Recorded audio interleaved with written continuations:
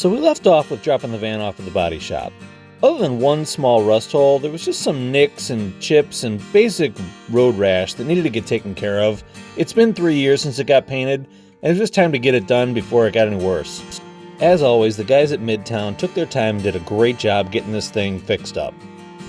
On top of another van show and racing season coming up, we've got the Piston Power Show at the end of March, and we were supposed to be in it a couple of years ago, but COVID happened, so the van's never been able to debut at an indoor show, and I'm really excited for it.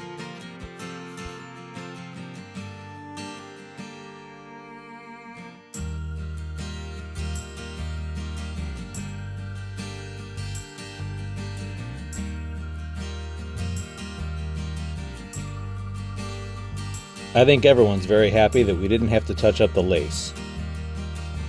They used to actually sell automobile painting lace back in the 70s when that was a big thing, but this is actually Amazon curtains that I found.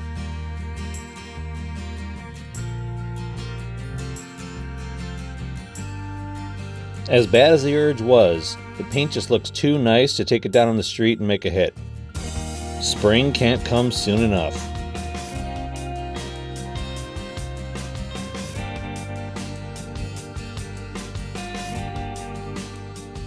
So now that the van is out of Midtown shop, the next thing up is the Scat Pack.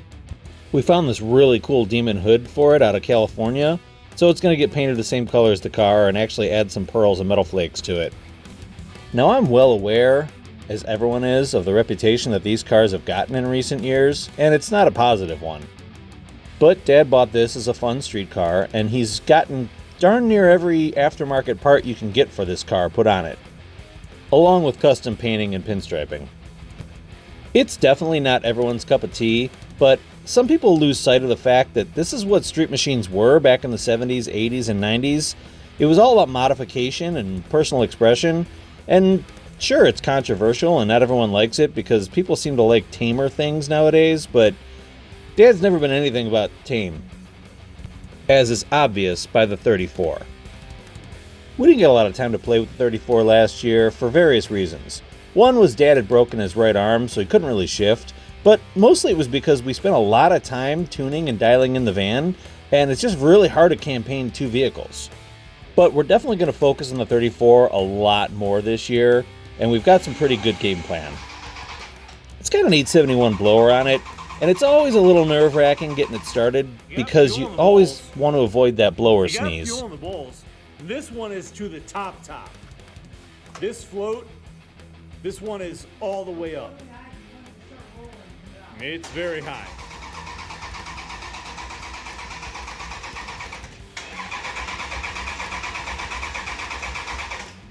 And it doesn't sound like, it's not trying.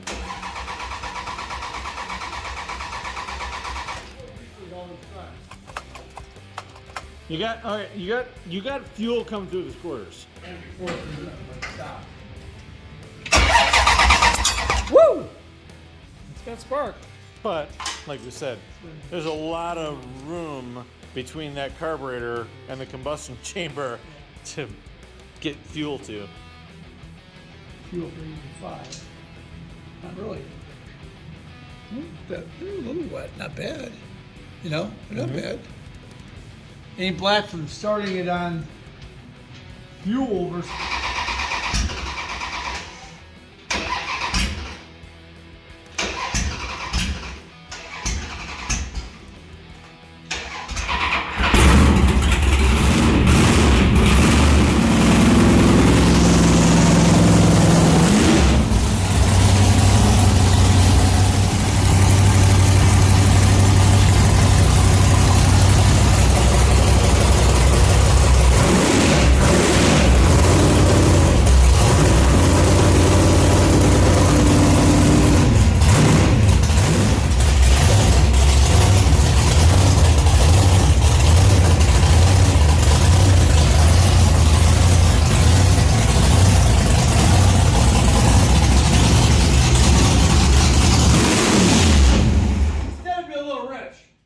That whole exercise made me remember that I needed to get the battery tender put on Wine and Roses while it's in storage so it starts in the spring. It was nice to stop by and check out all the Vanarchy vans, and again, spring can't come soon enough. Now you may remember over a year ago we bought some RC cars and we were going to make into replicas. Well, the full-size stuff took precedent, but now we're going to finally get around to building these things. One of the main hurdles that I had was that the van body wasn't wide enough for the drag/chassis, so I bought a second body and came up with a plan. The rock van body actually had two drawbacks. One, it's not wide enough for the drag/chassis, and two, it's got these horrendous huge wheel wells because it's made for rock climbers. I figured out how to deal with both. Having a second body let me split and section it so that I could add to the width.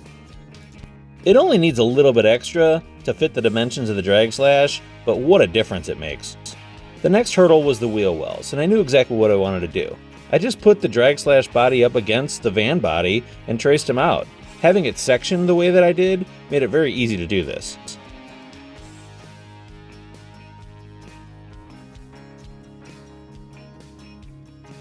Once I had the outer body into two pieces and set the wheel wells, all I had to do was clearance out the middle body. I just cut it up to the body line so it didn't interfere with anything. It's just there for structure now. After that, I set the ride height so that it looked like a drag/van and notched out for the wheelie bars. Once I set the ride height on the center body, I mocked up the outer bodies and then figured out what I needed to do to make the mount brackets.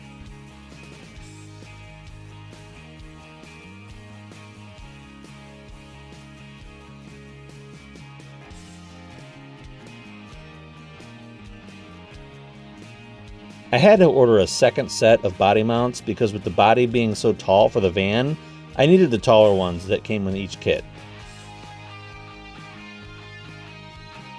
The nice thing about making the van as wide as a regular drag slash was I could use the wing without having to modify it.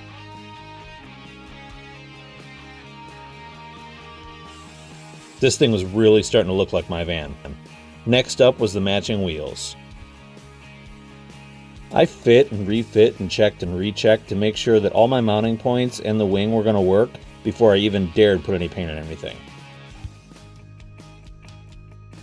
I know you're supposed to paint RC bodies from the inside, and I did my best to make this work, being my first attempt. This liquid mask stuff is pretty cool. Now I was warned that these cans of RC paint are made to cover one body, but once I get into the groove of it, I just didn't think about the fact that I had two bodies to paint. So I sprayed the candy red and sprayed the mirror chrome as a backer and eventually sprayed black over that. And used the furnace to help it dry.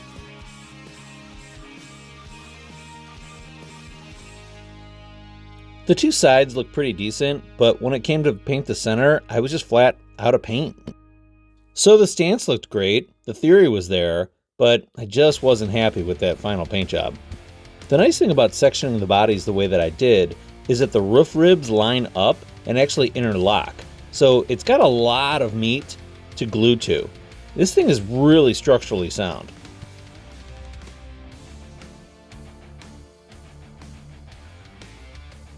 I came up with an idea to use magnets to hold everything together because the way that the body is, it's almost impossible to put clamps on it.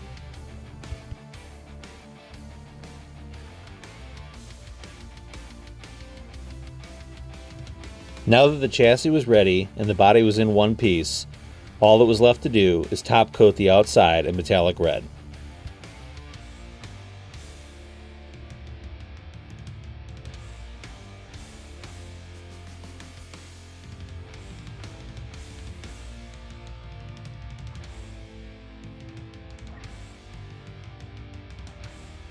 I wasn't taking any chances this time. I bought 2 cans, I used 2 cans.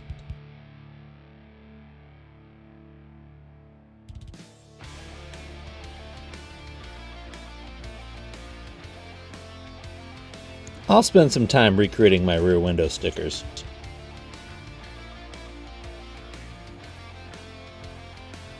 For a first-time RC builder, I think I kinda nailed it.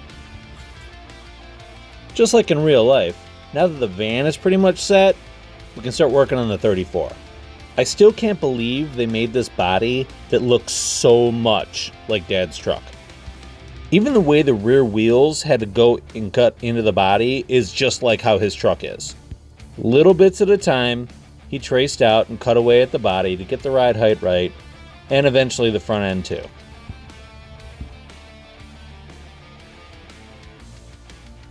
This is a pretty fun little project. And he's determined to add all the detail to make this an exact replica of his truck.